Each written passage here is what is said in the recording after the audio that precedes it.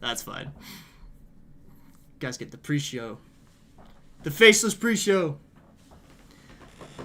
First time chat. Sun and Comer. What's up, guys?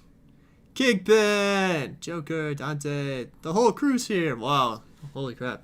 This is gonna be interesting on all three platforms, boys and girls. Yeah. We are on all three platforms. Woo boy! Woo Nelly! Let's hit it. Are you live on YouTube? Let's see. Oh, you are live on YouTube. I should be live everywhere. I think we're live everywhere. Hello, everybody. My name is Markiplier. Just kidding. Copyright down right there and there. Alrighty. What's going on, guys? Welcome to the live stream. So, today, I figured for today's live stream, we would do something a little bit different. Whoa! New camera. It's got autofocus and zoom. Boop. Anyway, for today's stream, guys, we are going to be talking about gaming news with my buddy Declan here. So, me and Declan have known each other for a long time. He got into the augmented reality space, where obviously I have been in the virtual reality space, building my game Sail and also hard drive. And we have always had these awesome, long conversations about gaming, tech, and all these different things. And I figured we would share it with you guys today. So, let me have Declan introduce himself. This is Declan. Go ahead and introduce yourself to the chat. Hey, everybody. So I'm Garett's friend, Declan. Like he said, we went to college together. Let's see. We both started working in VR about 5 years ago now, right? Yeah. When we jumped in the lab. Yeah, so we built our very, very first VR project together. It was kind of a train wreck, but it was a lot of fun and we learned a ton. And then we built a couple of prototypes together. One of them was Self-Aid Arcade, which I think I found the other day on the side quest It's store. still up. It's Still up there. It's crazy. Still be fun to make one day, but we'll see. And then, when we both graduated, Garett kind of went towards the VR route, and I went towards the AR route. And he went into gaming, and I went into more commercial, like marketing, educational content, and then just kind of web-based is mostly what I do. So not like native to HMDs, native to anything like apps. It's all on the web. And I currently have been working in web AR for about 3 years, and kind of do my own thing right now. I have my own little agency building out applications, but I'm starting my own career in content creation like Garett, working on building out some tutorials to help people get into AR, like the adoption for VR is. There's just not a ton of people in AR, specifically like web AR. So I'm excited to jump in and show people how to do that. But for now, let's just talk about fun stuff. Yeah, no, like if you guys have at all any interest or whatever in like, making Snapchat filters, TikTok filters, anything like that's involved with like any of the AR stuff, Declan is your guy. I've linked his channel down in the description below on YouTube. On TikTok, it's up on the screen right now. Check out his handle, guys. Go follow him. He's awesome, and he's going to be making some really cool stuff. I hope so. Yeah, so they're asking us which games and engines have we made. So I've made Cell VR. Okay. It's the open world VR pirate game. That's pretty popular on TikTok and whatnot. I've also made Hard Drive VR, which is another VR game. And then, like you're saying, we made a prototype called what was it called? Self-Aid Arcade, which was It was supposed to be like a what would we even call that, dude? Like, what was it like? Yeah, think of like let's see, an exercise game. So what we wanted to do was, it was actually before COVID even. We wanted people to play video games and work out, because when we were in the lab together, we played a ton of Beat Saber, and man, we got so sweaty. We got so sweaty. Oh, dude. Yeah. So like, it was even before like Supernatural came out. So we wanted to make an arcade where you jump into the machines and each one does like a different exercise, and gets you to work your body in a different way. So that's kind of what we did back then. It was a lot of fun. Yeah, like it was a lot of fun because like we were still very new to and we just needed to get like some like experience under our belt. And so like we just built all these, like we had like this racing climbing mode, I remember, where it's like you had to race to the top of the wall as fast as you could. It was a lot of fun. And then we also had, oh man, what was the other stuff we did? We did a runner, like an infinite runner where you pump your arms up and down really fast. Yeah, I might turn that into a full game. That was a cool concept. I love that one. Yeah. We did an archery game that was supposed to like work out your back muscles, and you were doing oh my gosh, stuff to let's see. Yeah, music basically was what that one was. A lot of fun. Yeah, that was a crazy one. Yeah. Yeah. Anyway, so that's kind of our intro. But Yeah. we are going to talk about some of the gaming and tech news, and the biggest one that I think everyone wants to talk about a little bit: PlayStation 5 Pro. Did you see it? Did you see the announcement? I did, man.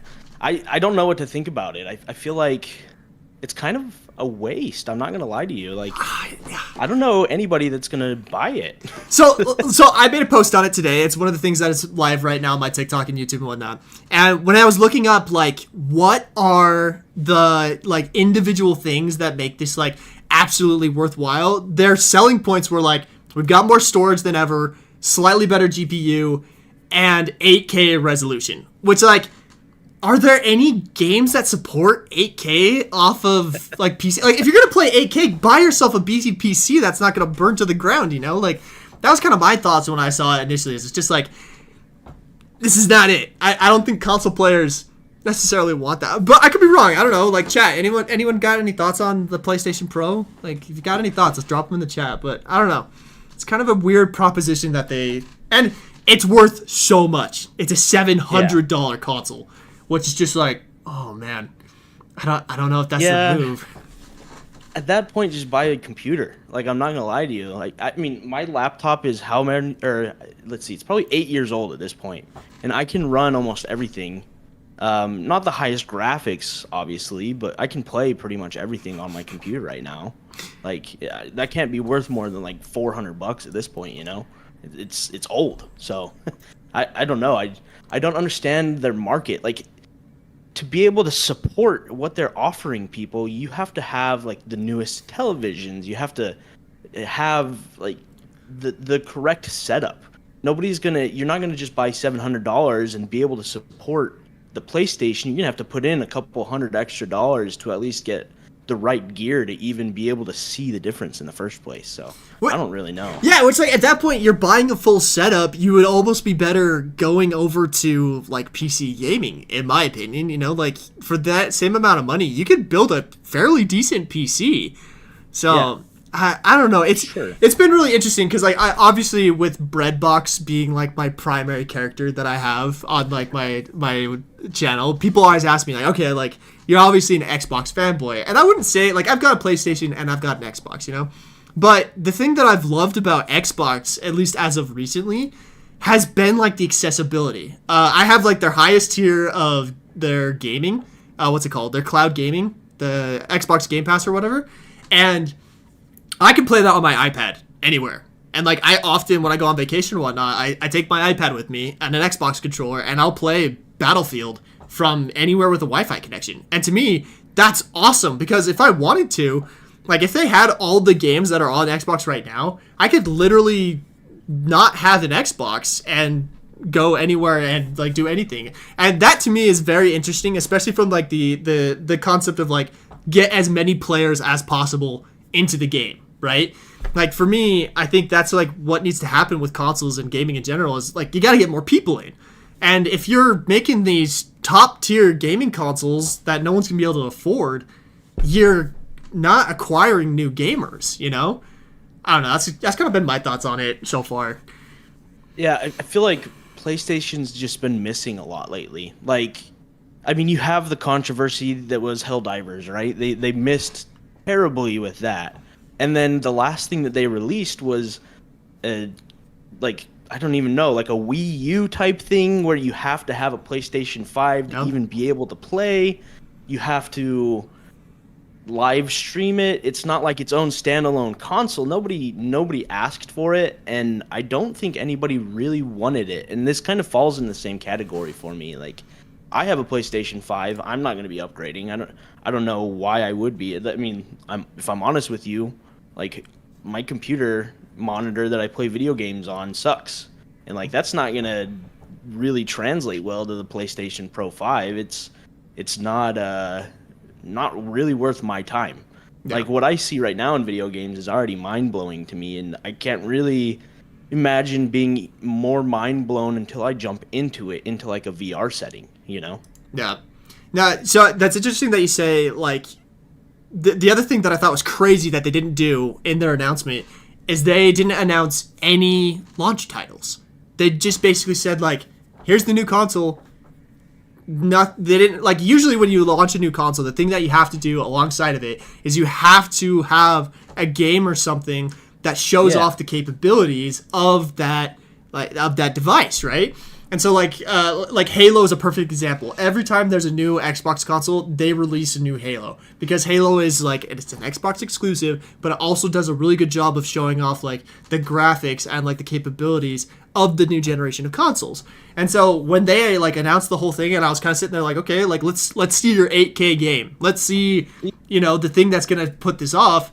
Nothing, dude. I was like, whoa, PlayStation, guys, like, we're getting a little out of touch here, my dudes. And, like, Helldivers is a perfect example of exactly that. I think they might... again, this is just, like, kind of personal speculation, but I feel like there might be kind of, like, maybe an internal war going on of, like, the old group fighting maybe the new group.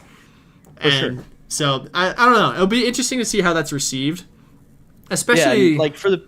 Oh, go ahead. No, go you.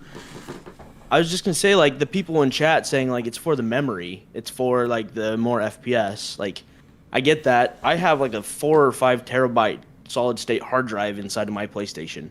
Like, you can buy a PlayStation 5, put a couple extra terabytes in there, and you'll have something that's still cheaper than the new one, but I'm never going to play 5 terabytes worth of video games. Like, I have them because I have the PlayStation subscription. Like, right. I filled it up because I could, right? That's the only thing. Like, I'm not playing most of those games, but I mean, I get it. You can have more on there if you want, and sure, you could get more frames per second, but, like, the human eye can only see a certain amount of frames per second, and at some point, like, graphics are just not going to be worth it to keep improving. And if I'm being honest with you, like, I don't care about video games that have the most realistic graphics. I don't need that in a video game anymore. I actually find games that are more stylized with, like, cooler visuals and maybe things that look retro actually cooler now at this point, because everybody can jump in Unreal Engine 5. They can make something that looks great and, you know, put it out there, and it just isn't going to stand out. Whereas companies, I think, like Borderlands and Gearbox still has one of the coolest styles to me. I don't know if you've seen Shroud's new game. I think it's called Spectre Divide. That art style is really cool, and it's like cartoon kind of pixely. Like, I don't know. You get to a point where everything that looks really good and really realistic kind of doesn't stand out, so you want something stylized anyway. And when you're doing something like that, nobody cares about the graphics, you know? Well, and, like, another great point to that is, like, look at the games that have been stupid popular over the past year. You've got Lethal Company, which is not a high graphics game. Lethal Company it was made by a guy who learned how to code in Roblox, which I find absolutely incredible. But, like, the fact of the matter is that I feel like we've kind of hit this tipping point where it's like, graphics have gotten about as good as they can get without hitting into, like, the uncanny valley that people are just not going to play them, right? And so, and the market itself is so saturated with just these, like, I almost want to say, like, price gougers in a way, right? Like, there's just these companies that are just, like, taking as much money as they can, and gamers are sick of it. Like, we're finally starting to say, like, I want to play a fun game. And so we have these games like Lethal Company coming out of the woodworks that are so fun. I mean, even Helldivers, to an extent, is that small team of 100 people who made that game. And it was fantastic. Sure. It would still be fantastic had it not been for some of the extraneous things, in my opinion. But hey, like, that's... Yeah, I mean, it was Sony again. You know? Sony making stupid decisions.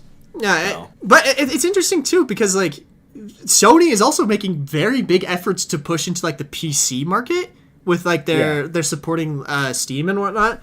And so it's like, on some fronts, they've been really good about trying new stuff out. And then on other fronts, you're just like, what are you doing, bro? Like, yeah, I don't know. It's interesting. Yeah, and, like, the thing about graphics, I don't know. I don't know how much you've dealt with, like, 3D artists and stuff in the past, but you get to a point where, like, you're working on textures, you're working on things that are so minuscule. Like, sure, you could add pores into every single character inside of a video game. Guess what? The only time I'm ever going to see that is a cutscene. A lot of those are rendered anyway. Yep.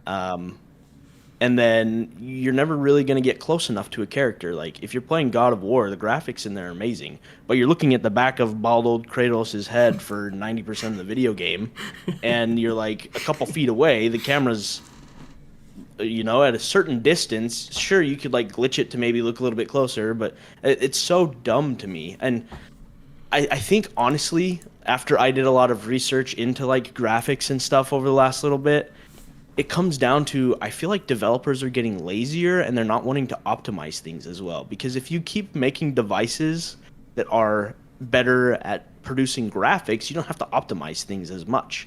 So it's a lot less time for like a studio to take a game and optimize it if you are forcing people to have good visuals and good like packages and higher end machines. So it's just something that feels lazy. I'm not gonna lie to you. Like making people upgrade and constantly pushing this stuff, feels like a money grab to make people upgrade, but then not supporting things because they don't want to optimize it. It's crazy to me that they're doing that.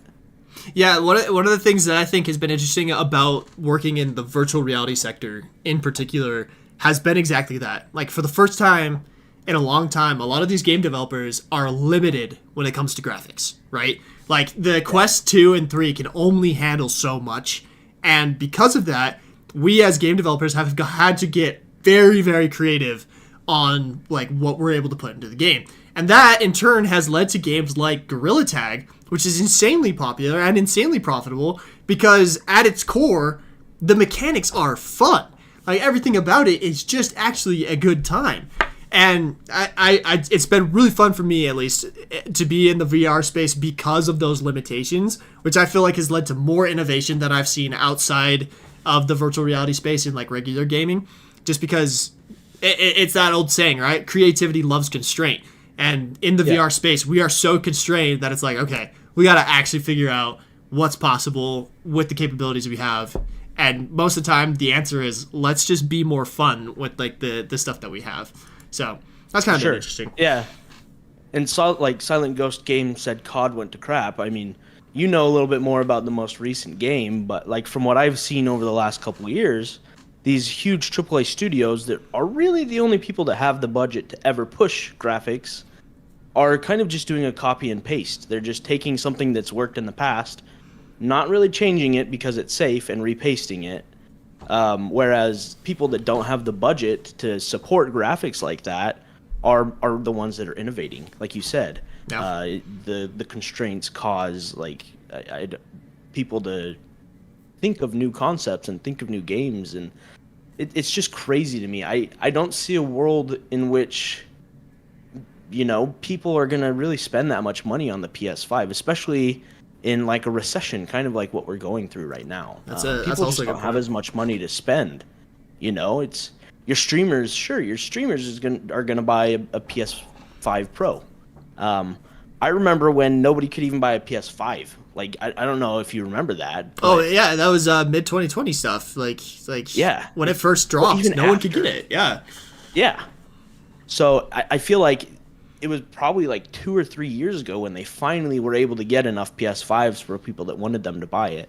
And like, I guess the good thing is maybe they're going to lower the price of the PS5. That's the only plus side of this I could see. Like maybe they're going to have this new product and they're going to lower it so more people can get a PS5. But PS6 is probably like 5 or 6 years out. And even then they're going to probably support it for another year or two after that. So I mean, you have 6 or 7 years, maybe 8, where you still have PS5s, and there's probably not really going to be games that are only made for the PS5 Pro. I don't see that being a realistic thing unless it's a giant open world game where you can stand on top of a mountain and see like across America, something crazy like that.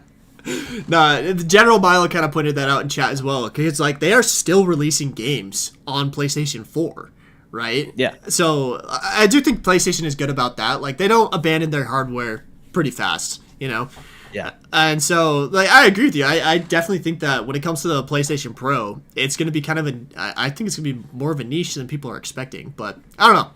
But tell me if you think I'm wrong, chat. Let us know what your thoughts on that. But going back to like the VR stuff, the PlayStation Pro, I was looking at this, is going to support the PlayStation VR headset too, which is interesting to me. And kind of brings up this topic of like the state of virtual reality and augmented reality.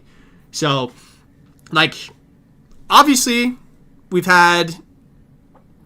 When did the Quest, the Oculus Quest, come out? When was that? 2019. We were in the lab when that came out, right? Yeah, it was like 2019 or 2018. 2019, because that's when I first got the idea for sale. Was because, we got the headset and I was playing it. And I was like, man, VR is gonna be like my proposal on VR was that like people are gonna want to play big exploratory open world games, you know, and that's just like one of the reasons I built Sail, is because I thought like that's gonna be the cool stuff in VR, is to be able to do things you can't typically do in real life, right? Yeah. But here we are, 5-ish years later from that, and it's just been, I don't know, like from an outsider perspective, because you haven't been as involved with it. Like, what would you say like the state of VR is? You know, I don't hear about it a lot anymore, and I mean that might be my own problem because I'm not really looking into it as much. But I don't know. I think VR is still growing. I think there's still a lot of people getting into it. It's still kind of a niche industry, I feel like. It's such an interesting thing. There's a lot of enterprise people getting into it as well. So big companies are wanting to invest money into building out these applications for VR, where they can train employees. That's going to honestly be bigger than gaming, I feel like, in VR. But yeah, the gaming space, I just haven't heard a lot about it. Like when the Quest came out, I remember we had the CV1 in the lab. Yep. We enjoyed it. It was a ton of fun, and then the Quest came out, and it was like playing something brand new for the first time. Yeah, it was crazy. Like I was doing VR again for the first time ever. But now that like that has continued to develop, and the Quest has continued to get older, and there's more versions of it, I don't feel like as wowed by it anymore. I have a Quest 3. I don't play it as much as I probably should. But I think eventually it'll hit a point where, like Meta, I feel like they're going to come out with mixed reality stuff where they're going to be creating stuff for more everyday use, more than just video games. That's kind of where I feel like it has to go for there to continue to be wider adoption of it. But yeah. I feel like once there's more wider adoption, people are going to jump into gaming more. You need to be able to get more people on board, and people aren't going to be on board until they can try it out and have easier access to it. So that's interesting that you say like the ease of access and whatnot, because like obviously we've got Apple and Meta are kind of the two major companies that are going at it right now, right? We've had the Vision Pro on the market for almost over a year now. I think it's been about a year, right? And then you have Meta, who has tried a few times to make Vision Pro-like devices that have continued to fail. Like I have one right back there. That's the what was it called? The MetaQuest Pro. Like that didn't do, and we just found out recently they just announced that they canceled kind of a successor to that was supposed to be more similar to Apple's Vision Pro. And I find that like extremely interesting because, but I always agreed with you that like we need more like common day-to-day uses for, you know, VR and AR in order for it to get that mass adoption. But what I feel like it's realizing is that like I almost feel like the old generation is never going to adopt this thing. It's almost like old people and phones. Like the only reason they ever like got a cell phone is because their kids said like you have to get one, you know? Yeah. And so I really feel like the VR and AR adoption is actually going to be from this next generation that's like growing up on Gorilla Tag. They're growing up in Rec Room and stuff like that, and they're going to find ways to be able to use it inside of real life, you know? For sure. I saw something interesting where somebody said VR is going to replace computers and AR is going to replace mobile phones. There's a world where both of them should exist and can exist. And I mean, I still think AR is a real possibility, but like mixed reality, what the Apple Vision Pro is good at, I think is more realistic at this point. There's a long road that we have to get AR working correctly for it to be adopted. Which for those who don't know, I'm sure most of you, if you follow XR, do know, but augmented reality is using pass-through lenses and overlaying digital content on top of the world in a pass-through lens. So think of like your HoloLens, your Magic Leap ones, your even like cell phones. I use cell phone augmented reality when I work every single day. But I think mixed reality is even better, which is more popular right now because you're taking the camera feed from the things that you're kind of tracking with in the world in front of you and overlaying into a virtual world using a live camera feed. So it's not quite the real world, it's a rendering of the real world through a camera, but then you're overlaying digital content on top of it.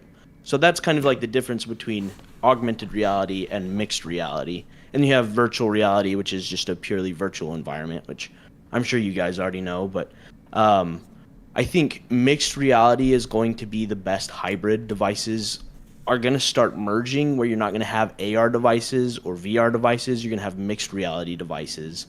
And that's going to kind of be where a lot of people are going to like find the middle ground, something that can do both of those things at the same time. You can do a purely virtual environment, or you can do an augmented / mixed reality environment. And then those devices are going to be the ones that are successful. And I love Apple's experiment with it because it is a professional level thing. Like, they're not pushing for consumers to have it. It's not a consumer level device. People say it failed because it's not getting a ton of consumer attention, but they experimented with something and proved that there actually is a market for it. And then they're taking all of the functionality and all the data that they've gathered from the pro level version are going to make a simpler version for consumers. Yeah. So I think that's a really cool thing that they're doing. There's a really interesting video on what's his name? Thrill Seeker. You remember Thrill Seeker, right? He did a really cool user experience design breakdown of developing for Meta versus developing for Apple, which I found fascinating because one of the things he pointed out that Apple has done right from the get-go of developing with the Vision Pro is they have created basically standards as far as like development goes. So one of the ones he talked about is like there is what's called, I think I'm gonna butcher all these names, but he did a really good job of it. I'll have to link the video to it. But he basically said like Apple basically said like, okay, there's 3 different things that can exist inside of a virtual and mixed reality scene. There's the biome, is what I think they called it, which is basically the available space you have to place stuff within, right? So like if you're in a room, the room would be your biome, and it can be represented as a 3D object, right? And then he was saying there's panels, which are basically 2D objects represented in a 3D space. And then there was like a regular 3D object, which can exist inside of the space. And they basically constrain all of their development to these standards, which has made it such that developers are having an easier time coming up with the things that like work because like they have these standards. Whereas Meta has kind of just been like flying by the seat of their pants, basically saying like, we don't really know what works, so we'll just kind of enable everything and see what the developers do with it, which has been really interesting. So like I really do feel that Apple is going to be the ones to bring this to a consumer level because like they have started it better. I always tell people that what I think will end up happening with the AR and VR is you're basically going to have the equivalent of a mobile phone and the equivalent of a gaming console. Like Meta and the Meta Quest are going to be like the gaming console of VR and AR, right? Like that's going to be built with like trigger, like controllers and whatnot for more intense gaming, blah, blah, blah. And then Apple's going to come in with a everyday consumer, super friendly, like that kind of device. That's my opinion on it. That's what I've always thought, but I'd be curious to get your thoughts on that. Yeah, for sure. I think Meta's demographic that they're trying to go for is just be the cheapest device right now. It'll be interesting. I still feel like Pico is going to get in there at some time and really shake up the market in the United States. I feel like they haven't done that yet. I think that they will be able to be cheaper than Meta in the long run. But I feel like Meta is the better product right now in the United States. Absolutely. But yeah, I feel like Apple has always kind of been the company that doesn't jump in early. They are kind of No. early this time. There's actually been a lot of data about like VR and AR for a while now. So they waited. They're the ones to jump in and kind of do, like somebody said in here, the user experience testing. Yep. Do build out something that the users are, wanting and that feels good in the user's experience. They don't really revolutionize things anymore.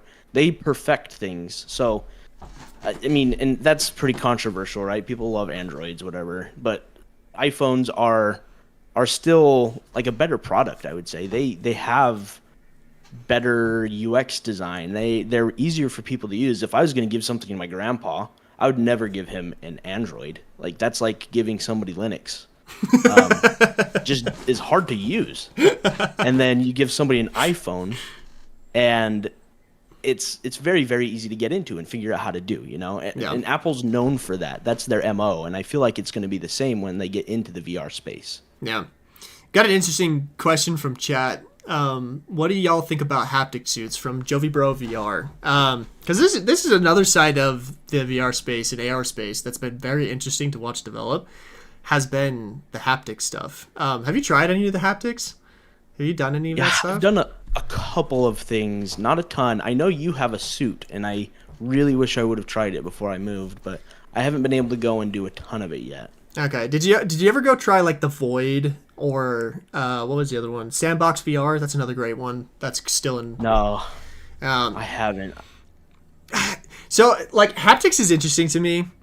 So like you said, I do have the B haptic suit is what I think it is. Yeah. I actually currently the don't vest. know where it is. That's like $1,000 suit that I might have just lost. Rip. But like all it is it's like little motors, and like no shade to B haptics. I really do appreciate what they're doing because they're kind of one of those companies that's like they're definitely pushing the boundaries and they're trying really hard, and they've successfully created a consumer product for like haptic stuff, right? Yeah. But like it was really hard for me to get working. Like kind of crazy how hard it was for me to get that thing working with like the PC setup. Like it was not the most friendly of user experience design, and I haven't tried it in a while, so like I hesitate to like put any shade on them because I'm sure they've improved. They were really good about like pushing out updates and iterations and stuff like that. But even when I did get it like slightly working, like they're little motors that basically buzz you. Like I personally I didn't feel like it added anything because it didn't like it wasn't actually simulating what I would expect, right? There was kind of that disconnect of my brain where it's like, oh, you just got shot, but it actually just feels like a little, I've seen a couple of other haptic suits come out lately that have been like what do you call it? Electrodes, where they like shock you. And I hate getting shocked. That's like my least favorite thing in the world. So I don't actually want to try it out, but I'd be curious if like that would feel better just because it's more in line with what you would be expecting, I don't know. It's an interesting space. We recently go ahead. Oh, go ahead. I mean, I have opinions on haptics. Like I said, I've never used them before, but I did a lot of research into them when we were in college, right? They are important for immersion, and I think that one day maybe people will be using haptic suits. I'm currently watching a show called Uploaded, which I don't know if you've seen it before. It's like a satire on the future of technology. Basically, you die, and your self-conscious gets loaded into a purely virtual environment. So you're still alive, but in like a virtual world. But you can hang out with people that are still alive through VR. And then they have like haptic suits, and they're a bunch of little fingers. Like it's the creepiest little thing. You put on the suit, it looks like a wetsuit. And there are a bunch of little fingers that like poke you and stuff. It's super funny. No. Whoa. Yucky. But like haptics right now, the biggest inconvenience about them is nobody's programming anything for them.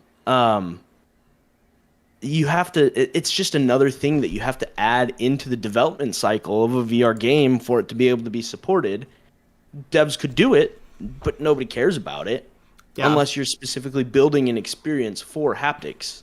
So unless you're very, very experimental and want to give people that support, or you have like funding to actually do something like that, a lot of VR studios are still pretty indie. They don't have enough people and time to throw haptics into a game. It's just some other expense that they have to throw in there, and it's kind of hard to justify it for most people. Yeah, Joker Wick in chat is asking if haptics are the same as motion capture. No, when we're talking about haptics, we're talking about the like vests and stuff that you put on that try to simulate like the feeling of like being touched, being shot, being whatever else. Like Alice, who's in the Twitch chat, is saying that she had a friend who had a haptic chest thingy, and when they would go into VR chat, it would just start buzzing because people would come up and touch you, and like that to me is just like, no thanks, dude. I do not want that at all. But yeah, motion capture is when you take like some sort of like device data or whatnot and capture like the actual movement of your body,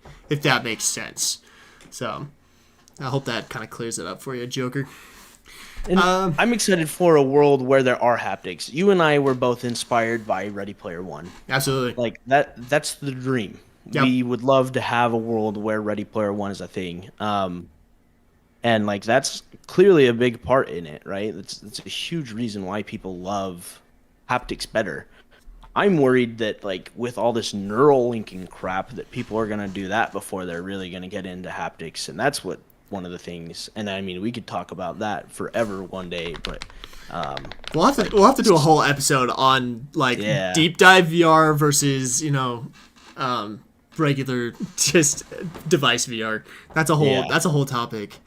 Yeah, man. I don't know. I feel like we've properly covered the state of VR and AR. Anything else we should wrap up on that topic before we move on?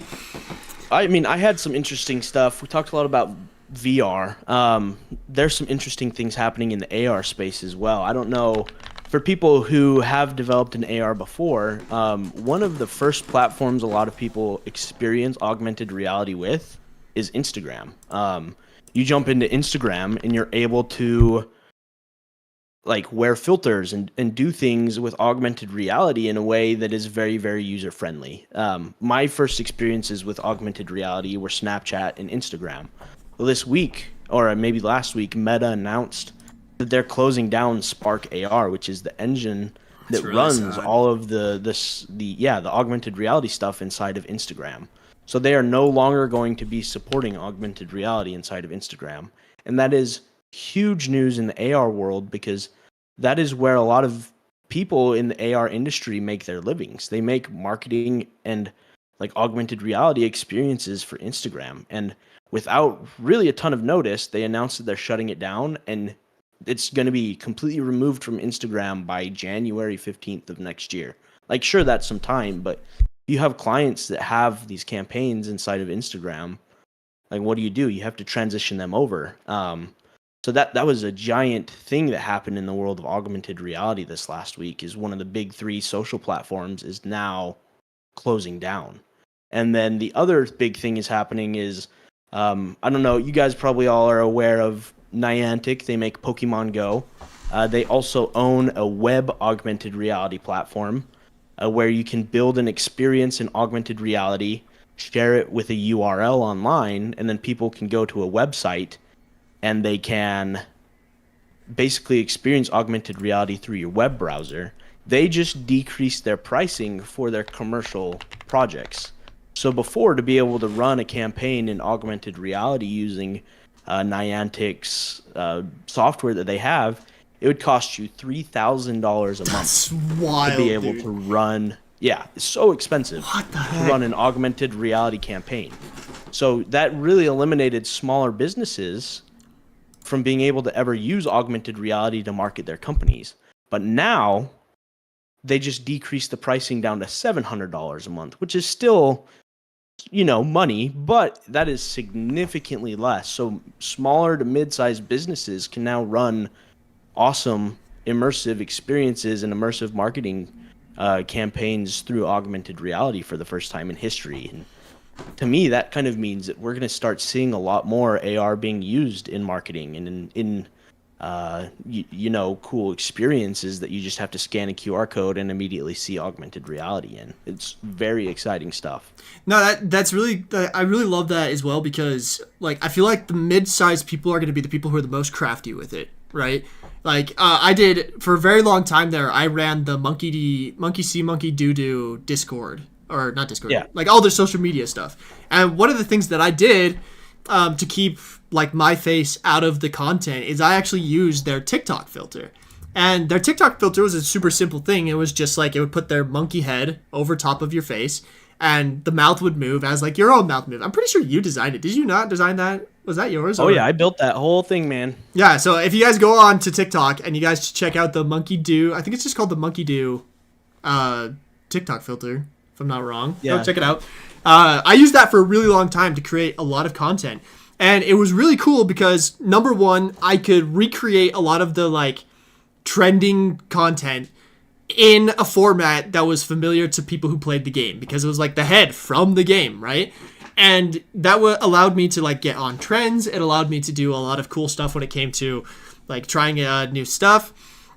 But like that would never have been possible had that been something locked behind an $8,000 paywall, right? But Yeah, for sure. we reached millions of people through that filter, and I was able to stay almost completely anonymous because of like a filter like that, which is also kind of a cool thing about all these AR and VR filters. That would be fun. It'd be fun to do a whole episode on like VTubing and stuff. I'd love to get your thoughts on that too, because that's a cool one. Yeah, and like you said, I made that filter on Effect House for TikTok for Monkey Do.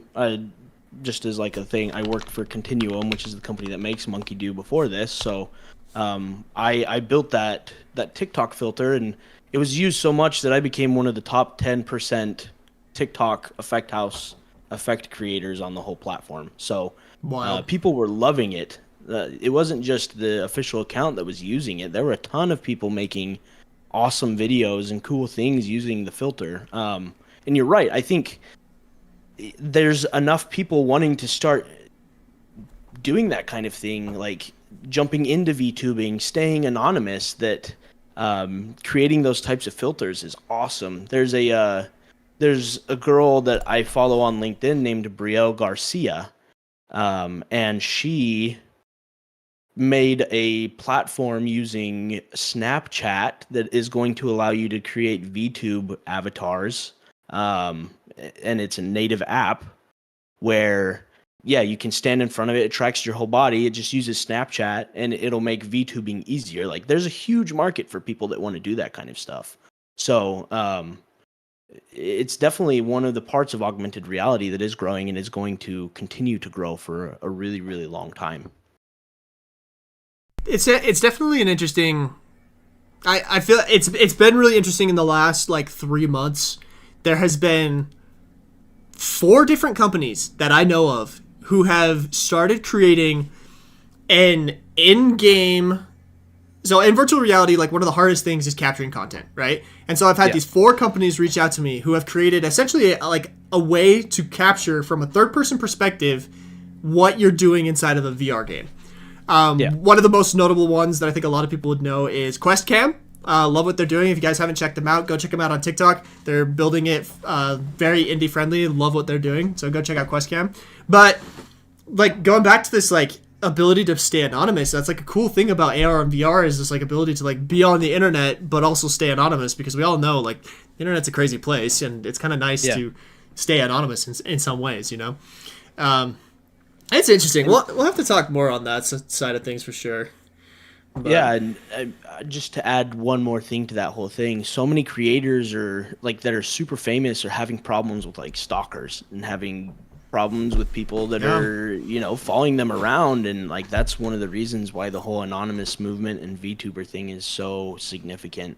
It's just because they're able to create content, but nobody really knows who they are, but they're still able to be expressive. Like that's one of the cool things about using augmented reality is you can track to a lot of different parts of a person's like face. You can track their eyebrows and mouth, and you can get some cool expressions inside of VTubers nowadays that weren't really even possible like 4 years ago. So that's a huge growing industry. That's a lot of fun to kind of watch from the sidelines. Yeah, we'll have to do a dive because like in a lot of ways I am kind of a VTuber with like putting my face over the top of like you know the bread box and whatnot. We'll have to do a whole like other episode on that.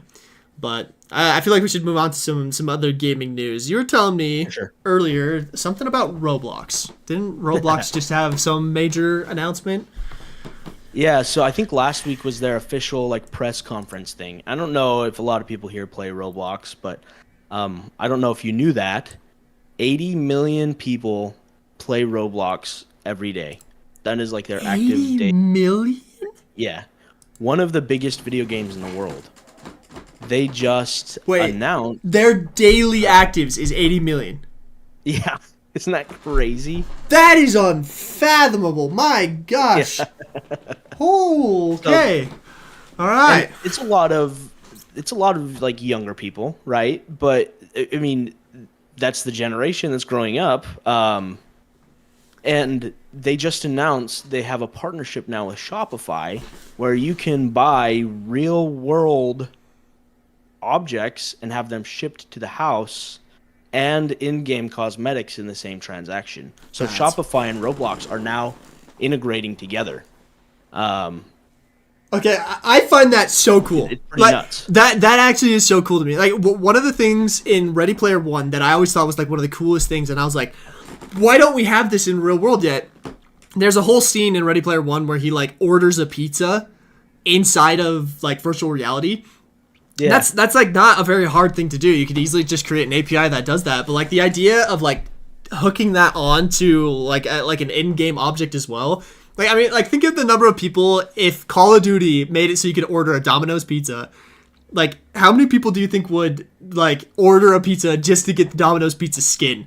You know what I'm saying? Like that's fascinating to me. I find that like an extremely cool like development because we were talking about this a little bit before we got started that we really think that a lot of like the cool things about AR and VR is that we're starting to see this merge of the real world with the digital world. It's starting to become like a more seamless experience going from real to digital. And I feel like this is another huge step in that direction where it's like, you know, like why shouldn't you be able to order a pizza in Call of Duty because you don't want to get up from your game? You know what I'm saying? Like, I think that's cool personally. That's just me. Yeah, and I mean, it kind of changes like the whole idea of buying cosmetics in a video game, right? I mean, NFTs tried to do that for a while, right? That was kind of the idea of crypto, buying something digital and having the ability to resell it or whatever. Now you're able to buy a digital good and get a physical good. Yeah. That's pretty cool. That's interesting. I don't know, because in-game cosmetics are so expensive. Like, I don't know if you've ever played Valorant. They sell things for so much inside of Valorant. It's one of the most expensive video games to play. To buy a gun skin is like $30 or $40. But imagine you're spending $40 on like a gun skin and you get at least like some type of cool, I don't know, keychain or like something shipped to your house. That is interesting. Like you would, and also add like more value to it. I can't remember who I was talking to, but like when NFTs were like really, really big and everyone and their dog had an NFT, he was saying that the ones that lasted, I can't remember who I was talking to about this, but they're basically saying that the ones that lasted were the ones that had some kind of real world value to them. Whether it was like, if it was like a membership to somewhere, it was like you had to show your NFT ownership to get into like a club or something like that. Or like, I can't remember his other examples, but I thought that was interesting that it's like, you gotta connect that real world ownership to these digital things in order for them to last, at least in the NFT space. But yeah, I'd be very curious, like Roblox wise, what people will do with that and what will be successful, you know? Because that's there are already like big campaigns by clothing companies. I know Crocs did a giant campaign inside of Roblox. I mean, companies are paying a lot of money. That's another part of the industry that I've been learning about a lot lately. People are paying a lot of money to have worlds built for them inside of Roblox. I don't know if you knew that Coca-Cola has an official Roblox World. You can play in Coke World inside of Roblox. Lacoste did a campaign with Roblox. Wendy's did one with Meta Horizon, my least favorite app on the App Store. But I digress. But yeah, Wendy's did one inside of their Meta Horizon. Yeah. I remember in the last election campaigns, I remember the Biden-Harris campaign did a big like Fortnite takeover, which was really interesting. Crazy. And so like you know that's nuts. No, it was actually like I found it very interesting. I found it like you know, politics aside, I thought it was a cool marketing strategy to like for sure. go into one of the biggest games, and like as you were playing Fortnite, you know, there was a giant Biden-Harris billboard like inside of the game, you know, like that was interesting to me, like as far as that like that whole thing goes, you know. So it's just I guess I say that's crazy. That's such an interesting demographic to try and market politics to, you know. For sure. I think that's going to be one of the things we're going to see. Like, people are going to try it, and it's not going to be the right demographic for the product that they're trying to sell. Sure. I think that's going to be one of the big things we're going to see over the next couple of years is people are going to want to try these different things, but it's not going to be the right thing for the right group of people. So watch out for some of those things over the next little bit. I've definitely noticed, like, going into like the marketing side of things, like I feel like a lot of my job right now is marketing, right? Like, you know, I post every single day on SaleVR. I post 3 times a week for Hard Drive, and then I post 3 times a week on Garett the Gamer account.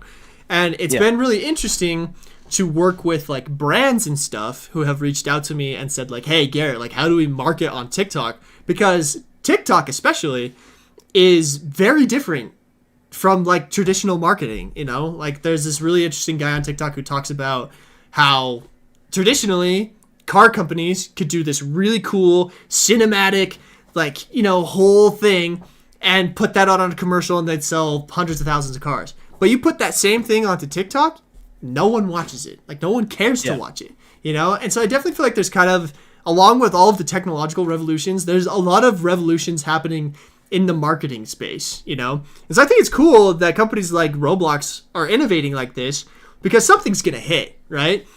You know, for sure. Like I could actually see, like with SaleVR fans, we have SaleVR merch, you know, and I could see if a kid could order it in game and be like, like, hey, my SaleVR t-shirt that I ordered inside the game came. Like that'd be kind of hype. I think that'd be kind of a cool like implementation. I don't know. That'll be interesting. We'll have to keep tabs on that.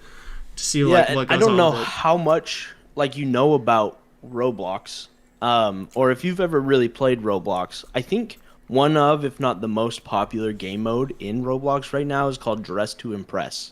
Interesting. So you do a runway. You build a character, you dress them up based off of a theme, and then you send them down the runway, and then everybody that's involved in the game votes on the dress of the person, like how they're dressed up. So imagine selling cosmetics in there. I don't know if you know who Charlie XCX is. She's kind of the girl that the music now that's like the Brat Summer, all that stuff. Yeah. A couple weeks ago, she did a huge campaign in Dress to Impress where a bunch of her aesthetics were brought into the video game, and they had the Brat whatever Dress to Impress weekend where her cosmetics were only available inside of Roblox to use. During that weekend, you could do Dress to Impress, and you'd get in-game cosmetics that would stay with you permanently if you participated in the event. So, like, there are a lot of really crazy campaigns like that are going on right now inside of Roblox, and that are already seeing a lot of success. And it'll be crazy to see how brands continue to leverage that, and then if other places like Fortnite, because they have their huge Unreal Engine Fortnite thing now where you can develop in, if they're going to ever adapt that kind of stuff before, because Fortnite has done some things.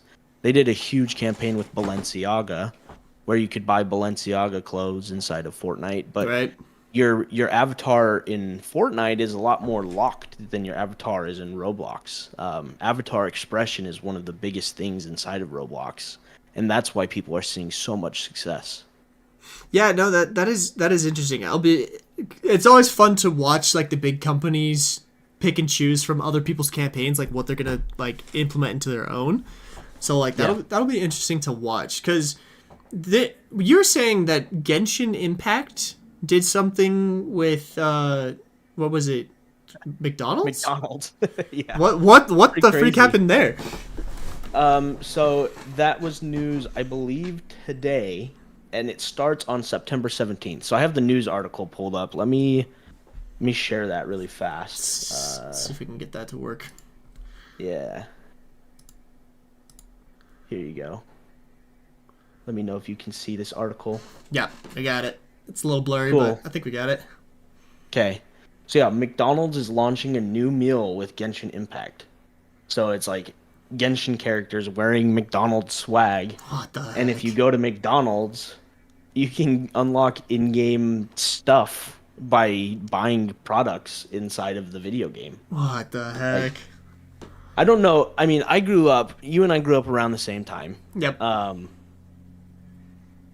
I remember when Monopoly had these large campaigns inside of McDonald's. I don't know if you remember those, where you'd go and you'd get Monopoly board pieces and then rip them off. Oh, yeah. And then, yeah, this is what this reminds me of. But they're like gearing towards a younger generation with like Genshin Impact and video games. So now, yeah, you can get the deluxe McCrispy fries and a Genshin Impact apple pie and a drink. And you'll be able to unlock in-game rewards. Isn't that crazy? Okay, this kind of reminds me of that, like when we were little, do you remember all of the like Burger King meals that would come with like a little toy from a movie that was like currently being promoted? You know what I mean? Yeah. Like, it feels like that a little bit to me. My camera just decided. Yeah, for sure. It wanted to zoom all the way in. That was very dramatic what you were saying. It's so dramatic. I forget that this has AI tracking on it. So like I keep doing like the symbols that make it so that it zooms in and out. Oh, we got to do a whole episode on AI because oh my gosh. For sure. I have a lot to say about AI, man. It's cool stuff. Save that for another one. Yeah, chat. Do we want to make this a podcast? Should this be a regular thing? What do you guys think? I'd love to get your thoughts so far. Because I got to figure out how the freak to zoom out. I don't know how to do it. Garrett, you're balding. Am I? No. That's what your boy Ride says. You're balding. You're old. You're old. Oh no, it's finally caught up with me. But actually though, how the freak do you zoom out on this thing? Toby is confused. Let's see if we can zoom out. Zoom out! There we go. I got it. We're good, chat. Alright, sick. Okay. Yeah, dude. The Genshin Impact is interesting. Genshin Impact is huge. I did not realize how big that game was as well. Well, I mean, mobile gaming, man. It's such an interesting thing. As Americans, I feel like we are a little bit like ignorant to the way that a lot of gaming works in most of the world, right? Yeah. I mean, we're talking about the PlayStation 5 and Pro, and like, I feel like that's a very American product that's going to be used. I don't really see a lot of people in most of the world being able to afford to buy a PlayStation 5, but like most countries outside of the United States play video games on their mobile phones. Yeah. And like Genshin Impact supports mobile phones. It's really easy to play. You have Roblox, which you play on a mobile phone. That's why 80 million people a day are playing it. You have anything that can be used on a mobile phone gets way more traction than pretty much everything else. Another reason why maybe, graphics aren't being pushed as far, because you don't need to, because it's a mobile phone. So I don't know. No, that's interesting you say that, because we were also just looking at that VR news that the hit VR game Walkabout Mini Golf is going to be adding a iPhone companion. Is it companion app or a playable app? What did we So decide you'll it be was? able to play alongside, as far as I understand, alongside people inside of VR. So people on your mobile phone and people in the VR world will be playing the game simultaneously, which is pretty cool. That's interesting. That's super interesting. And I also recently saw Fred Vincent from chat is asking if I've ever played Rainbow Six Siege. And I have. It's a game I've actually recently kind of started getting into. And they also just announced a mobile app. I didn't know that. Yeah. So, I feel like a lot of... I'm trying to think of, the top games that have mobile apps. You've got Call of Duty, who has, the Call of Duty mobile. Yeah. There was an Apex Legends mobile for a while. I believe it was shut down. I'm not sure. Check me on that one. I know, like, super popular VR game, Rec Room. You can play it on mobile. You can play it on Xbox. You can basically play it on any console. That's been a very interesting thing. Is I've seen a lot. Like VR Chat just announced that they're doing iOS support. I feel like that's kind of like the big thing right now. Is it's like if you're not on mobile phones, you're missing a huge demographic. Because you're right. Like as Americans, we don't realize that like a lot of the world can't actually get like access to consoles and stuff like that. So yeah, that's interesting. I have the official article from Walkabout from Upload VR talking about this. They said so mini golfers and headsets from Meta, Sony, Valve, and Pico will soon be able to or be joined in VR by iPhone players logging in from Martell's Walkabout Mini Golf Pocket Edition. So the iPhone app is completing a second round of testing this month as it moves closer to the full release. Pocket mode has been in development for 5 years. Wow, that's crazy. That's crazy to me. 5 years. I wonder what their issues have been. That'd be interesting to hear from. So before the pandemic, and long before Walkabout became a popular headset, or a popular game on VR headsets, they were already working on this adaptation of it, which means that was part of the original purpose of the game, right? I mean, you had to have been working on that since you started developing the game. That's crazy. That is interesting. I wonder if they like had that as an end goal in mind. Man, I'd be curious. I'd be very curious to like know that, like, because like internally we've looked at potentially bringing Sail VR over to like an iPhone port.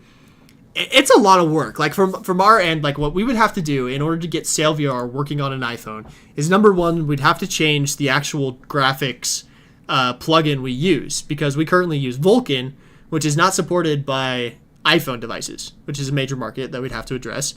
But on top of that, like we'd have to create, because right now we don't have like any animations in Sail VR, because all you have to do, you can do with your hands, you know? But if we were to bring Sail VR over to like iPhones and Android phones, we'd have to come up with animations for like if you're holding the sword, if you're hitting the sword, those would have to show up in game as well. I don't know. It would be like I could see that actually taking like a year or two of work. But like Walkabout is not even nearly that complicated. So that's so interesting that it's taken them that so long. And it's actually really cool. The more I'm looking at this article, they have a hap-to-putt mode, where it's kind of the same thing, where you kind of maybe draw back on the screen and you do the putt. And they have a swing-to-putt mode, where you're holding your phone like this, and then you go back and then swing it forward. And that controls the mechanics. So there's an immersive mobile mode or a casual mobile mode as well, which is really actually cool to think about.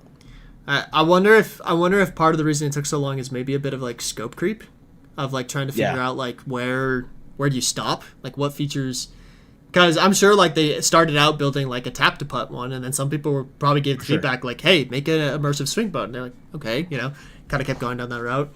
That's an interesting one. That's a super interesting one. There's a whole new company that's very interesting to me that just got funded. They just raised a lot of money. They're called Flat to VR Studios. Have you heard of these guys? Yeah. Oh yeah, for sure. They make some awesome stuff already. Yeah, no, they've got a killer lineup. I actually know the CEO. Her name's Jasmine. She's VR with Jasmine on TikTok. Super awesome. Yeah. I've gotten to know her personally. Great person, and I'm really glad she's heading up this company, because like she loves VR, and just like you can tell she has a crazy resume. She worked at like Apple, Meta, like all the places. Like great person to be running the company. But their whole goal has been to take flat screen games and pull them into virtual reality, which like I would love to sit down and we could probably get her to come on and talk with us. I would love to talk to her about that whole process, because like just even talking through this conceptually with you about what it would take to take like some of these games backwards. Do you think it would be easier? I don't know. Like, do you think it would be easier to go from flat screen to VR or VR to flat screen? Yeah, I mean, I've been thinking about it here for a couple seconds. I know taking things from flat screen to VR Like, if you think about the original ones, Skyrim sucked. Yeah. Doom, or like I believe it was like the 2016 Doom, wasn't it? That sucked. Nobody loved it. Nobody on wanted the to play it. original PlayStation VR headset. Yeah, that Doom was rough. But you're right. Like, you don't have a ton of animations in a VR game. Like, everything is rigged to the character. You don't have to animate a ton of things. I remember when Monkey Do was being developed, I think the first character we had to animate was Bongo. And then the little monkeys that were kind of around during events like the leprechaun or the bunny, like, we had to animate those because the monkey character wasn't rigged to be animated. It was rigged to be used in VR, and that's a little bit different. So Right. I don't know. Thinking about trying to, like, how do you interact with things on a mobile device like you would inside of VR? Because in VR, Right. you're reaching out. Everybody wants to grab everything. That's why it's so hard to That's make one of stuff the in best VR, right? parts of VR is the grabbing interactions, I think, personally.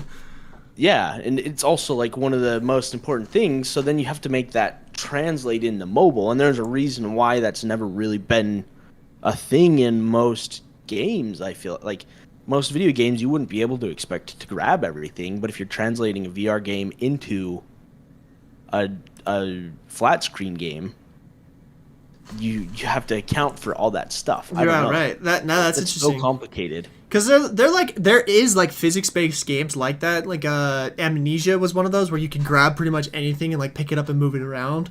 But like it doesn't feel as good on flat screen as it does in VR, you know? So Yeah. I don't know. We'll have to talk to Jasmine about coming in and like giving us her thoughts on like that whole space. That could be an interesting Yeah, thing I would love go to. with. And I guess Decipher just asked if we will be posting this for replay after, and that kind of brings up one of the things that you did the poll about earlier. But we are probably going to be posting this as a podcast as well. So we'll try and get stuff on maybe Apple Podcasts and Spotify, and try and get it out there wherever we can. Yeah. We're testing it out right now, trying to see if it is like a weekly thing that we do. I would love to do it weekly. We'll just have to see if people like it. So Yeah, it's kind of up to you guys at this point. We would love to keep doing this. This is pretty much what Declan and I talk about every time we talk together anyway. So it's like, we figured we might as well record it and put it on the internet. So if you guys would like to see it, please let us know. Like, if you would like to see it as a podcast, we can definitely stick this up on the YouTube channel. Let us know, and we can look into that stuff. We're very interested in turning this into a podcast, a regular thing, because lots of good gaming and tech news to talk about, and we feel like we're kind of semi-qualified now in our vast experience to talk about these things. I mean, we're still pretty young, right? But 5 years isn't like, especially in the world of VR, that's a good amount of time. That's a long time. I've talked to like long timers in the VR industry are like 10-year people, you know, like people from 2016, like. And so the fact that we've been in it for like 5 years and still put food on the table, that's something else, you know. Well, we're trying to get there, right? You're looking just fine, Declan. You can eat a lot of things. Yeah, I mean, you can tell. I'm not starving over here. We're all good. Cool, man. Well, there's a couple of other gaming news things that I think we should touch on before we wrap this up. Sure. Black Ops 6 beta just closed Sunday night, and it has been met with a lot of controversy. I would love to get chat's opinion on the Black Ops 6 beta. If you played it, what were your thoughts on it? I played the crap out of it. I ranked up to level 16 out of 30. And I fetching loved it, dude.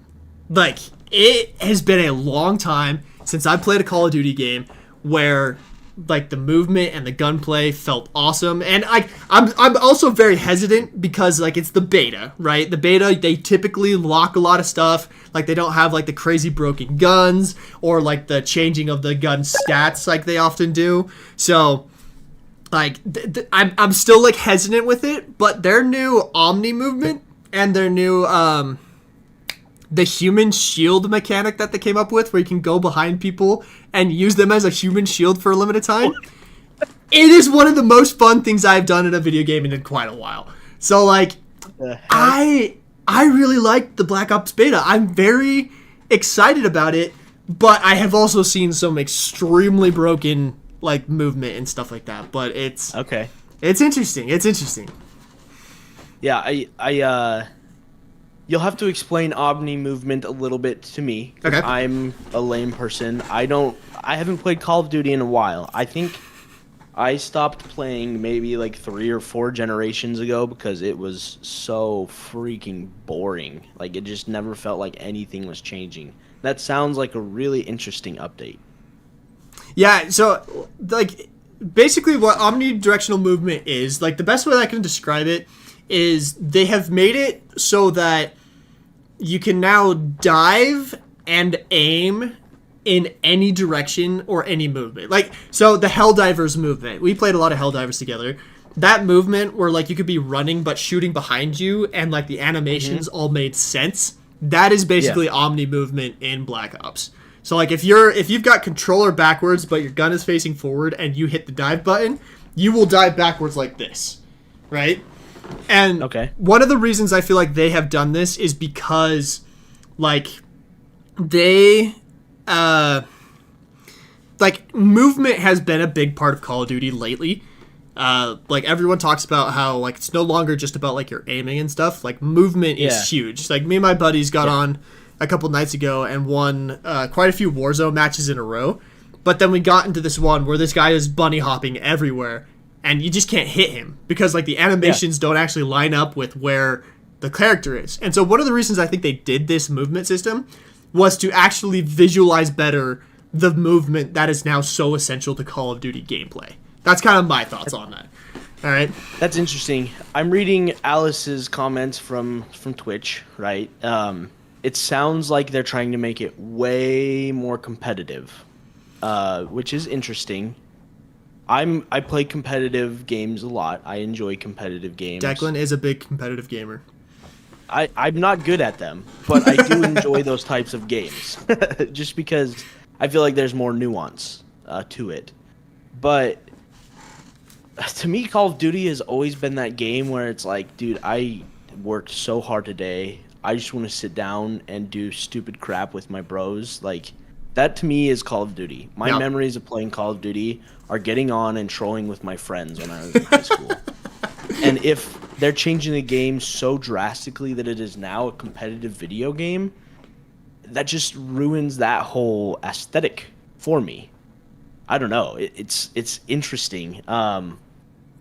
There are so many competitive games out there, and they can be fun if you're good at them, but it's a grind. It takes work. You have to practice. It's not like you're just going to jump in and have fun. I've played League of Legends for 12 years. Like, it is a big part of my video gaming life. And I don't grind it as much anymore. I can't really grind it. I don't have time. I have a 1.5-year-old. I have a job. I'm trying to start a business. It's hard. Yeah. And I don't know. To me, Call of Duty is a fun game. You jump on and troll around. But then after work, like if you want to get in and play something fun, what is there fun to play anymore? There's nothing. Like everything is, all the big releases that I've seen, see Spectre Divide, Shroud's new game, competitive shooter. You see the game that Valve just released. It's a MOBA, competitive MOBA first-person shooter. Like everything is just hardcore. What online games are there where you can jump on and troll and hang out with your buddies and do stupid crap? Like, I don't know. Everything is so drastically controlled by ELO and matchmaking, and it's just really, really difficult, and it's not geared toward the majority of people anymore. They're going to balance the game to the people that are the top, like 0.001%. That way the people that suck at the game aren't going to have fun anymore. Like, I don't know. It just doesn't make sense to me. And that's the fight that's been going on with League of Legends for years. Like, that's why I don't really play competitive. I don't play Summoner's Rift anymore. I troll around with my friends on ARAM or like the different modes that they've come out with recently. It's just so hard to find games that are fun to play, that are balanced and fun for the casual gamer, which I feel like both of us are. That's why, like, when we were playing Helldivers, that is such a fun experience. So much fun. Because it is so casual, you know? Yeah, like, you can be as casual as you want. But it's so hard to find something like that now. No, it's interesting that you say that too, because that has been one of the bigger feedbacks people have given about like the beta, as people are realizing like Call of Duty is now for this top tier competitive gamers, and a lot of people have said, I'm not touching that game. I don't care that it's even on Game Pass for practically free. Like, they don't want to touch that game, and like I don't blame people. You know, like me and my buddies kind of have the joke where it's like Call of Duty is our second job. You know, because like with all the dailies and the grinds you have to do to unlock weapons and everything like that, you're right. It's no longer casual. It's this attention grabber that you have to do in order to even stay relevant in the game. But I don't know. I'd be curious to get from chat like what casual games other people think of, because I think you brought up the greatest one right now, which is Helldivers. You know, Helldivers can be so fun because you choose your difficulty, you choose your mission. Depending on the mission will depend on how much time it is. Friendly fire is enabled, casual, great time, you know?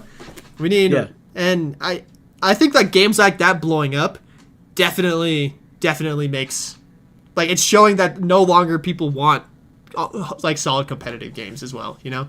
So that's interesting. It's such a weird thing. I don't know. I feel like I said, they're making games for like the top like 1% of gamers in the world, right? There's not a ton of free stuff. AAA studios don't make casual games anymore, I feel like. I don't think they can. Yeah, and indie devs are making... Like, Helldivers is essentially an indie studio. 100-person team that made the original... What was originally released. 100-person team. They're expecting, like, maybe 20 to 30,000 people on their servers day one. Yeah. And then had 2.5 million or something like that. Absolutely crazy. Yeah, and I don't turn to AAA games for fun anymore, if I'm being honest with you. I don't play AAA studio games. Like, games are so... They're either giant... You have to spend 500 hours to actually beat a video game, which would take me, like, I don't know, a lifetime at this point. Or it's so hard to actually jump on and have fun with my friends. Indie games are really the only place where I find, like, I'm having fun. Like, Valheim, so much fun to sit and play with my friends. Yep. Minecraft, I've played a little bit. It's pretty fun. Fall Guys, when that came out, that was a lot of fun, but it is getting competitive as well. And then, I mean, I play like Risk of Rain 2. That one's pretty fun, but it's nothing like any of these big studios. And then there's just so many indie studios, it's hard to actually find the good stuff. Multiplayer is so hard to do still for an indie studio that a lot of them just don't do it. So I don't really know. It's confusing. Yeah, which is crazy to me that like that isn't easier, because like you have to have multiplayer almost at this point. Like just single player games I don't feel like have like stood out, which I do think it is the what's the new monkey game that just came out that everyone's been talking about? It's like Black Myth Wukong or something like that. Oh, yeah. That was crazy cool. Is that single player game? That's single player, right? Single player. Yeah. That's more like a Souls-like, where it's very difficult to play. And it's made by a Chinese studio, and I don't think that it's indie. It is for sure like a giant... I'm sure the Chinese government backed it. That's what I read somewhere. Is it was backed by them, yeah. So. I saw a news article that said there had been a major surge in tourism to Chinese like tourist attraction areas because this game recreated them inside of the game like to like realistic fidelity, and so people are like, I want to go see this in real life, and so there's actually a surge in tourism towards China because of that, which I thought was really cool. Like I think that's kind of a crazy thing that video games have done, you know? Yeah. I don't know. Well, I mean, I don't know if you remember when Notre Dame burned down, they used Assassin's Creed to recreate it. That's right. Yeah, that was crazy because they had like a 1-to-1 model of the whole cathedral, and that's what they've been using to recreate it. That is crazy, actually. That is pretty crazy. Yeah, I don't know. We got like Alice in chat who's saying like Fall Guys when it was free was so great, but now it's just like full of microtransactions. Yeah. And like that's a whole nother topic we could get into, because like I have personally been involved with like the gaming business side of things. Like my studio, Red Team Interactive, is venture backed. We had venture capitalists invest and fund our studio, and so I've been exposed to like that whole world. And I could talk for quite a while on that, so I might hold off on it. But I do think that might be part of the problem with some of these games is the people with money want a certain thing, and it's not always what's best for the gamers. So for sure. And the gaming industry right now in general is so complicated. Yeah. People don't want to pay for video games. Yeah, freemium is kind of the default now. But then they complain about like in-game transactions. It's like such a catch-22. I don't know. We were talking earlier about just a game in Quest called Akron.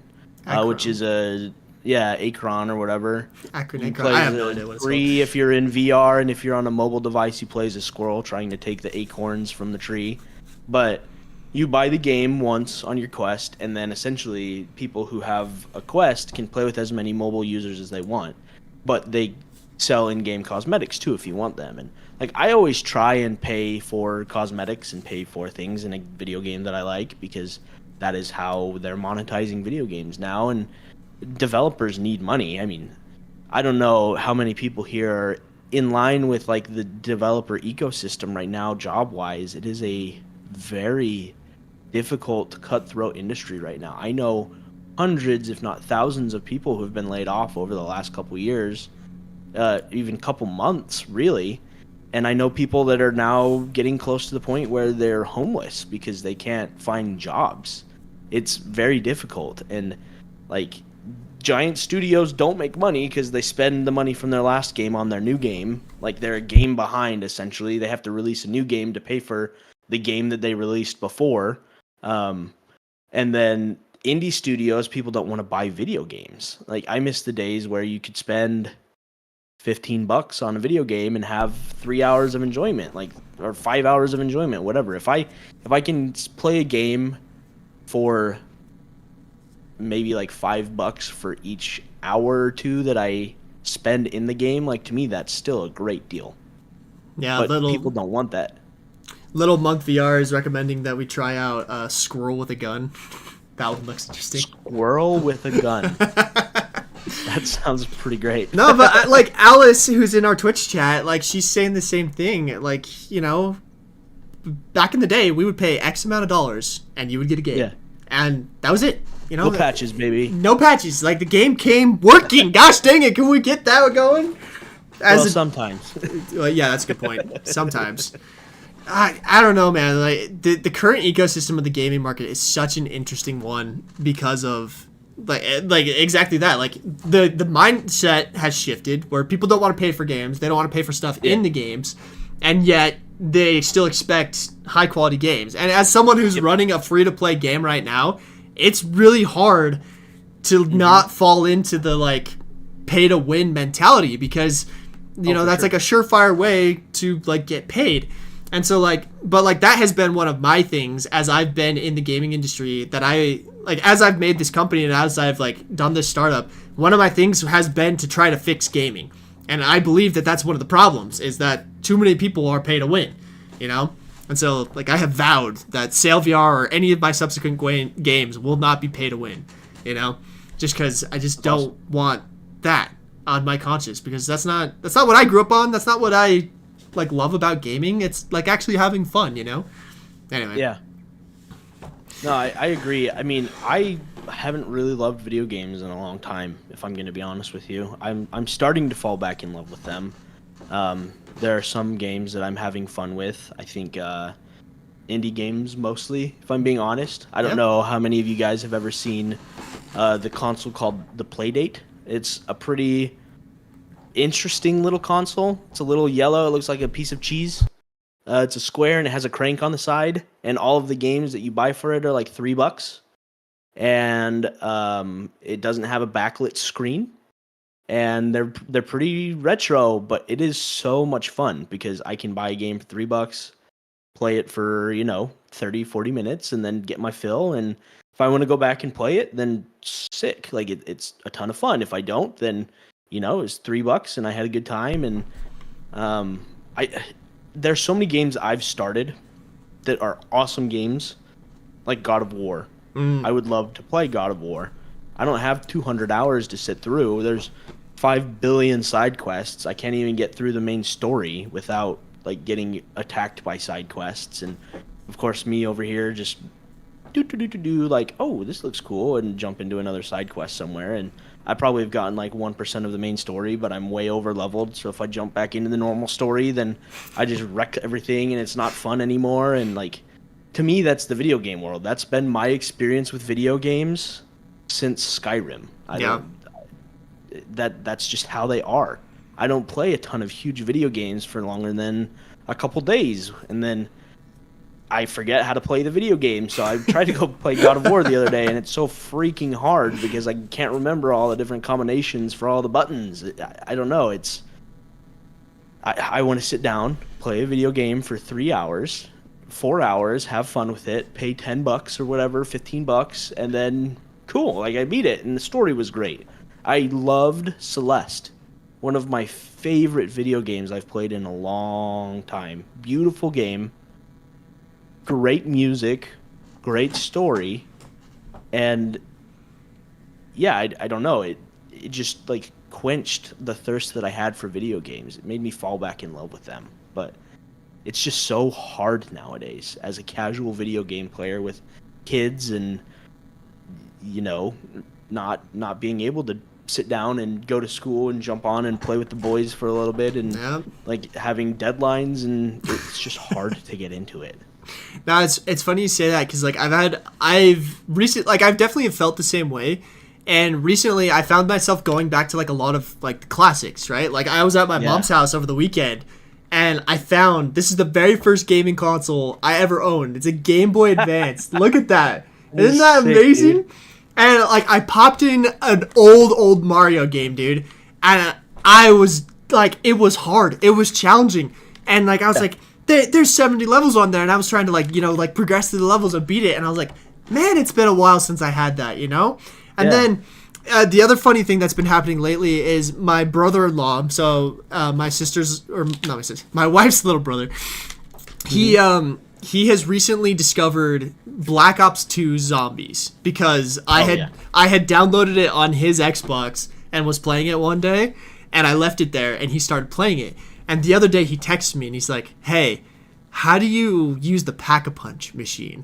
And it was just like this, like, oh boy, do I have some stuff for you. So like I went over I went over to his house and we played around together, and like he just loved it. Like at one point we were literally playing and he pauses the game and he looks at me and he's like, this is a fun game.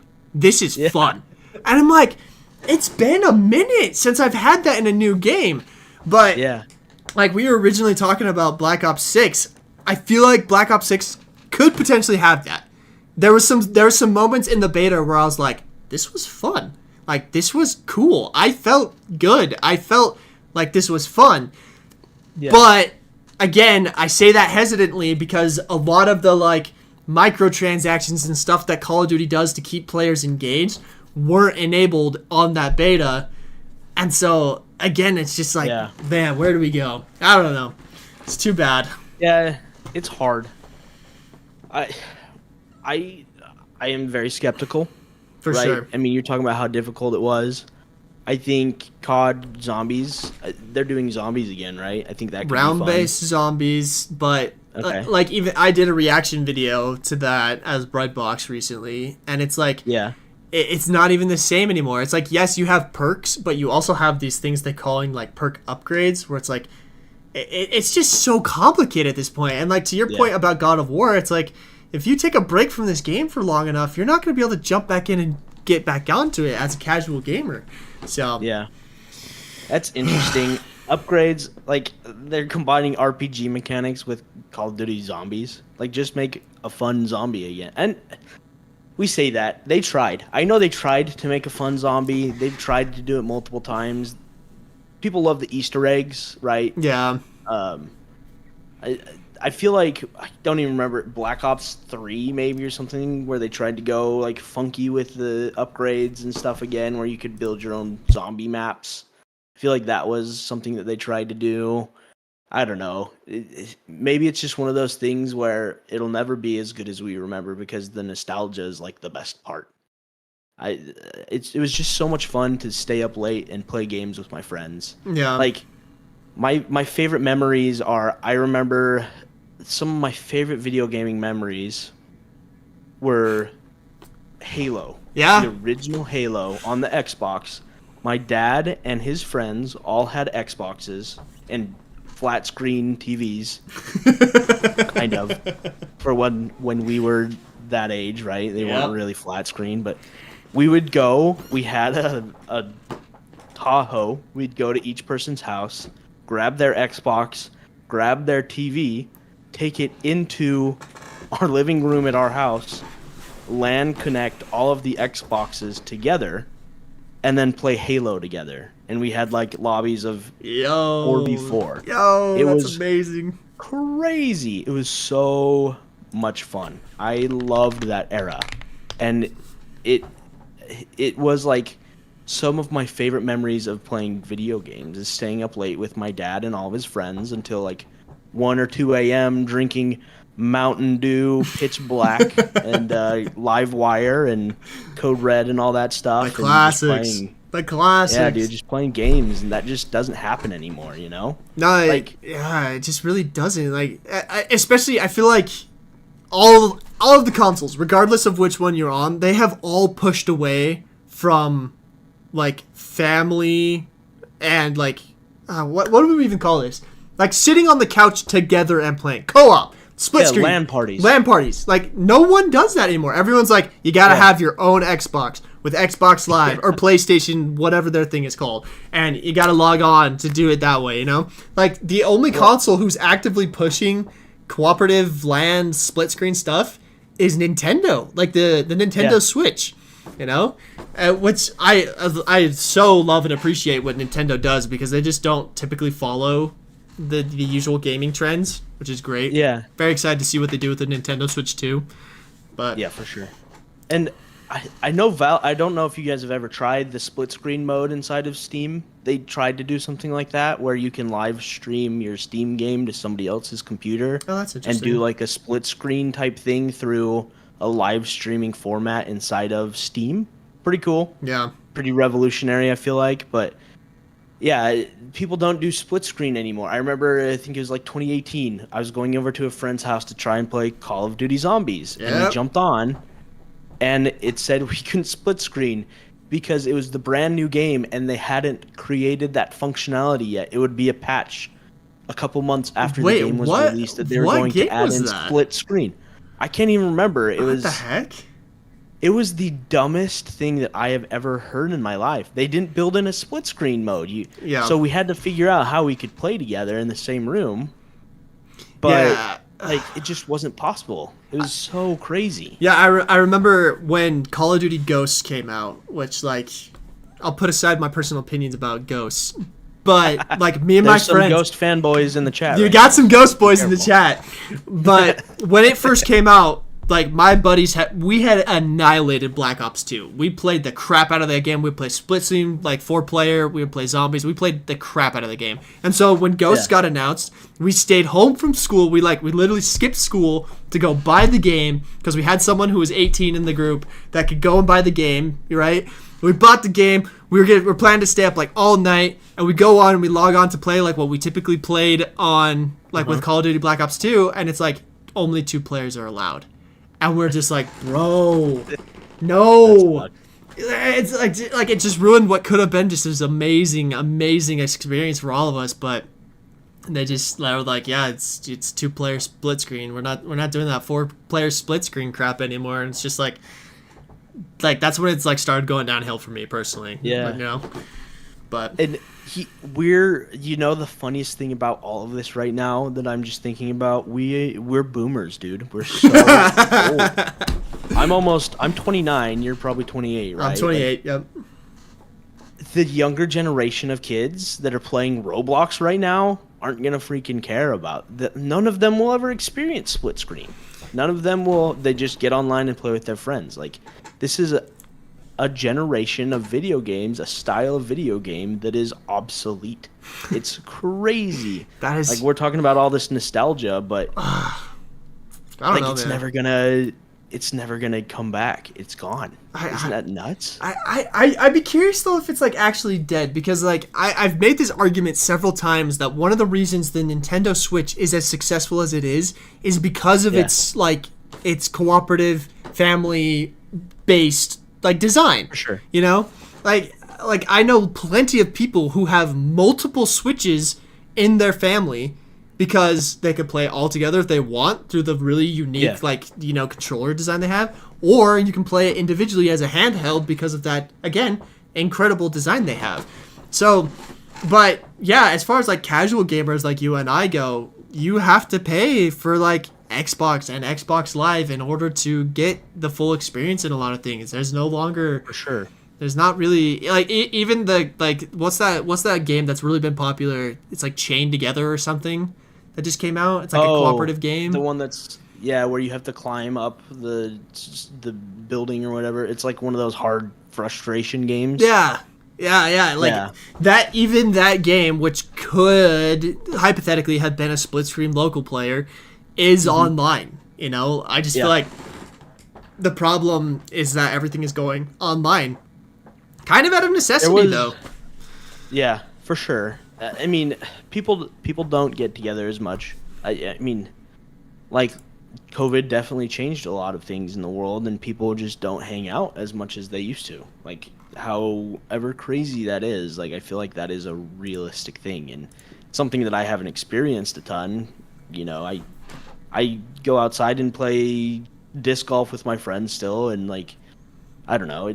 But a lot of, like, younger people they're not getting together and hanging out like we did. And I remember playing video games online with my friends, but that was the exception. That wasn't the normal. The normal was I'd go over to somebody's house and we'd, you know, get a pizza and drink some Mountain Dew and freaking game on Nuketown all night against the bots. Like that was the ideal Saturday night or Friday night. It was going over, ordering a big old pepperoni pizza, drinking some Mountain Dew, and playing Nuketown against 10 level 3 bots. Just two of us, you know? Yeah, which, like, you know, the online thing also has had its positives as well. So like my group of friends that we played the crap out of Black Ops 2, we all have jobs and we can all now afford Xboxes. Yeah. And we live all over the country. I got a buddy who's like he's on the East Coast. I've got friends who are like we're in the same state, but hours apart, you know. And so like getting together and playing isn't necessarily feasible. And yet almost every night I can jump on with them for 45 minutes to an hour and we play Warzone. We play some stuff. So like it is this weird thing where it's like, yeah, it's the end of one era, but there's also the nice things about it. I don't know, man. It's kind of a crazy topic. Yeah, and I mean, we have Thursday nighter for the boys. We do boys night with my friends. You know, we're all almost 30-year-old guys that have wives and children, and that's still the night that we get together. We try, and I mean, I'm not as good about it as I used to be. Getting better, but we at least have like 5 or 6 people there every week that are playing video games together. If I can't jump in and play games, I'll jump in the chat and we'll just hang out in Discord and play for hours. Like, you're right. And I live in Texas. One of my friends lives in Utah. 2 of them live in California. 2 of them live in Arizona. Like, we're all across the country, and it's an amazing time to be connected to people. But at the same time, like, it's so hard to get with people again. Yeah. I lived in the same state as a bunch of people and didn't really get together with them except online. Yeah. You know, how weird is that? But I'm in the exact same way. Like my high school buddies, like, well, I haven't seen them in person in like a year, you know, but like, I feel like I'm keeping up to date with them because, you know, we get on and as we're playing, we say, how's the kid? How's works? You know, like, such an interesting like world we live in with like that capability, because, you know, what, like even 20 years ago, you know, after high school, after everyone moved away, it's just like maybe you ran into them once after, just for sure, not even a thing. Anyway, we probably should start wrapping this up. Chat, if you got any last questions for us, maybe we'll do like a rapid chat like question answering. Saw someone asking about the price of the PlayStation Pro. It's gonna be $700. That's like $200 more than the base PS5. And I too am very disappointed in that pricing. So, what other questions you got for us, chat? We were talking about split screen games. One came to mind. It took me a couple minutes to remember what it was. If you haven't played It Takes Two, you have to play It Takes Two. Best split screen game to come out in probably a decade. It won Game of the Year in 2021. You can play it online, but it does have split screen mode, and you have to play with somebody else. So there is no single player mode. It is a great story, tons of fun. And definitely something worth checking out. So, yeah, that is it. That is a great one. I played that one a little while ago as well. Also great. Ghosty, thank you so much for the donation, bro. That was super nice of you. Thank you. Yeah, Gabe Saber. Have I played Mad Max? No. Have you heard about Mad Max at all? I haven't. I didn't know. I mean, I love Mad Max. I love the world that they've created. One of the most influential, I think, worlds and settings that is out there right now is Mad Max, the dystopian future with the crazy cars. I didn't know that they were making a video game. I love Mad Max. It's so cool. I actually have like a video game idea in the back of my head that's Mad Max-esque. I think people would like it. Stay tuned. Oh, it looks like an older video game, 2015. Oh, interesting. Highly recommend. 9 out of 10 stars on Steam. That's pretty good. That's pretty good. Yeah. Baldur's Gate 3 is split screen? Question mark? Is it? Well, yes, it's turn-based. So okay. I'll play on the same machine, I would imagine. That do you remember, did you ever play Command and Conquer? That's what that always reminds me of. No, I never did. Dude, Command and Conquer and Heroes, Might and Magic. Those are some older throwbacks for some of you other boomers in the chat. You probably remember them. But turn-based video games, man, that was crazy. That's funny. Oh, man, we got Ghost asking when I'm going to grow a beard. Join Declan in the ranks. Oof. Dude, I shaved my beard in January for the first time in like 4 years. Yeah, you had a big old thing going. Goodness. Yeah. I don't know, dude. I feel like I have too patchy of a beard to be able to grow out a beard nicely. I do too. It's all good. Look at this. I thought you just missed. It's like a scar or something. I don't know. But it fills in eventually. It looks fine. Maybe I just need to let it grow. I just get to a point where like it's long enough that it just starts itching. Absolutely crazy. Yeah. Can't even do it. Have I ever played Phasmophobia? No, I have not played Phasmophobia, but that's a cool one. That's definitely one of those ones that's awesome. Ghosty with another donation. My gosh, thanks, dude. Did you guys watch the new Forza week, bro? What? Dude, I'd play Phasmophobia with you. I would play that in VR. I am a wuss. I'm terrified. I hate horror games. I hate horror games, dude. Jump scares are my least favorite thing on the planet, dude. Maybe we should hit a benchmark, and if we hit it, we could play some spooky games. In VR. Oh, that's just terrifying. There's a bunch of cool ones coming out though, like horror game wise. There's a lot of cool VR horror games. Like VR is a great medium for horror because nowhere else are you gonna get that environment like you can in VR. Dang. Okay. People are asking for somebody. Twitch asked, "What game are you the best at?" Ooh. None. Jeez, I'm not even good at my own games that I've made. Like everyone always makes fun of me. I'll jump in game. They're like, "How are you a level 6?" And it's like because I'm not actually good at the game. Jeez, the game that I'm best at.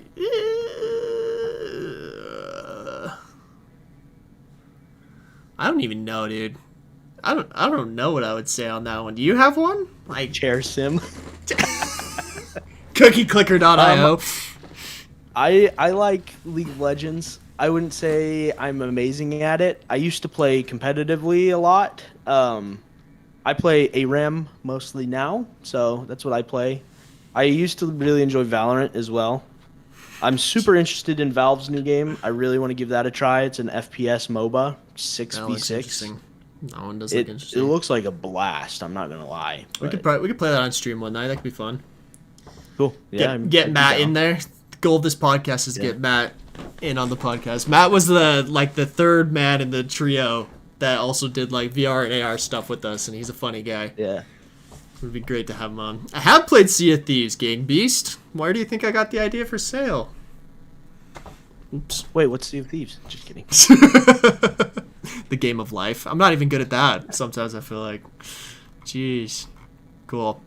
All right, man. Well, chat, if this is something you'd like to see us do again, please like or subscribe or whatever it is you do here. And we will look into maybe turning it into a podcast format so you could listen to it elsewhere. But I think we'll continue to plan on going live. Maybe today. Was today a good time and date for everybody? Let us know if it was. We'll continue to do this. Guys, I had a lot of fun. Obviously, I love talking with Declan.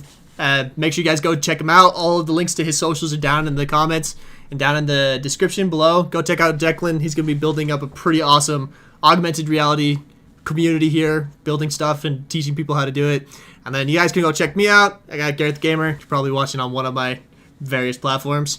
But go check out Sail VR and Hard Drive, the two VR games that I've made. And yeah, thank you guys all for coming. Cool. It's a lot of fun. Yeah, thanks, guys. We'll talk later. Peace. See you guys.